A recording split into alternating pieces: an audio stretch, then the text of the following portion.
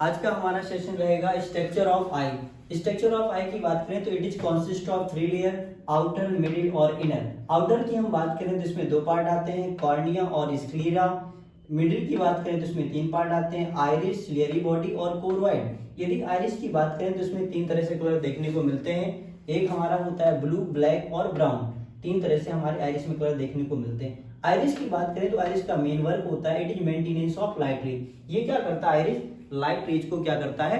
Maintain करता है। मान लीजिए जैसे कि लाइट पड़ती है जब आइरिस पे, तो आइरिस क्या होता है, बहुत ज्यादा लाइट रेज पड़ेगी तो ये क्या हो जाएगा, सिकुड़ जाएगा। आइरिस जो होता है क्या हो जाएगा, कॉन्स्ट्रिक्ट हो जाएगा। और जैसे लाइट रेज कम होती है तो ये फैल जाता है। तो इसका मेन वर्क हुआ रेगुलेट द लाइट रेज, यानी जो लाइट रेज पड़ती है उसका मेन वर्क होता है कि maintenance of the light rays. कौन करता है? आइरिस।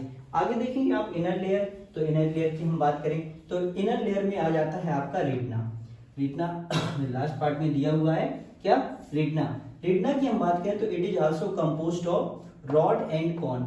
रॉड की बात करें तो रॉड हमारा जो होता है, वैसे बात करें तो नाइट में ही बात जलाते हैं रॉड, तो राइट रॉड जो होगा help in dim night vision के लिए सेंसिटिव होती है, यानी it is useful for night, यानी नाइट में हम लोग क्या करते हैं, यूज करते हैं। और इसमें यदि पिगमेंट की बात करें तो जो हमारा पिगमेंट होता है रोडोप्सिन प्रेजेंट होता है रॉड में। और कॉन की बात करें तो it is helpful in bright light vision, यानी डे विजन के लिए जो मिलार होती है, यानी डे में हेल्पफुल होती है, राइट। और जो कॉन में प्रेजेंट होता है पिगमेंट, वो हमारा कौन सा होता है, आइडोप्सिन प्रेजेंट होता है। अब स्ट्रक्चर में हम कॉर्निया की बात करें तो ये क्या करती है, प्रवेश द्वार होता है लाइट का। जैसे लाइट रेज इंटर करती है तो सबसे पहले कहाँ से इंटर करेगी, कॉर्निया से इंटर करेगी। और जैसे लाइट रेज यहाँ पे इंटर करती है तो लेंस हमारा क्या हो जाता है, कॉन्स्ट्रिक्ट हो जाता है। और जैसे लाइट रेज अंदर जाती है उसके बाद ये डायलेट हो जाता है। यहाँ पे देखेंगे तो दिया हुआ है एक्वस ह्यूमर। वैसे तो हम इसको बोलते हैं थिन वाटरी फूड के नाम से जानते हैं। एक्वस ह्यूमर की हम बात करें तो देखिए यहाँ पे स्ट्रक्चर में दिख रहा है बस।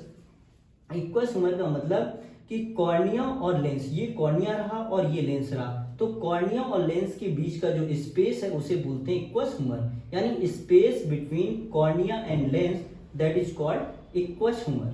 आप यहाँ देखेंगे दूसरा दिया हुआ है vitreous humour. Vitreous humour means ये रहा आपका, एक तरह से देख सकते हैं लेंस, तो लेंस और रेटिना, ये रेटिना हो गया, और लेंस और रेटिना के बीच का जो स्पेस हो गया उसे क्या बोलते हैं, विट्रियस ह्यूमर। ये हम कह सकते हैं कि lens and retina between space, that is called vitreous humour.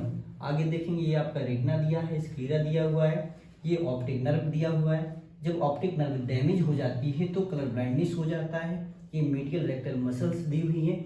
आई के केस में 2 डिसऑर्डर देखने को मिलते हैं, कैटरैक्ट और ग्लाइकोमा। कैटरैक्ट की हम बात करें ये दिया हुआ है कैटरैक्ट, कैटरैक्ट CATRACT। कैटरैक्ट क्या होता है? कैटरैक्ट मींस होता है opacity of the lens, lens की ट्रांसपेरेंसी लॉस हो जाती है, उसे हम लोग नाम देते हैं कैटरैक्ट। और एक होता है ग्लाइकोमा, ये भी डिसऑर्डर ऑफ आई हम बोलते हैं ग्लाइकोमा। ग्लाइकोमा क्या होता है? ग्लाइकोमा में बेटा क्या होता है कि जो इंट्राऑक्यूलर प्रेशर होता है, ये कह सकते हैं IOP इंक्रीज कर जाता है। Intraocular pressure increase, that is called glaucoma. जिन पेशेंट का IOP बढ़ जाता है, ऐसे कुछ लोग होते हैं जिनका IOP बढ़ जाता है तो उनमें आंसू आने लगते हैं, आंखों से आपने देखा होगा, तो इसका मतलब है उस पेशेंट का क्या है, IOP बढ़ा हुआ है, यानी intraocular pressure increase, that is called glaucoma. आज की क्लास के लिए इतना रहेगा। Thank you so much.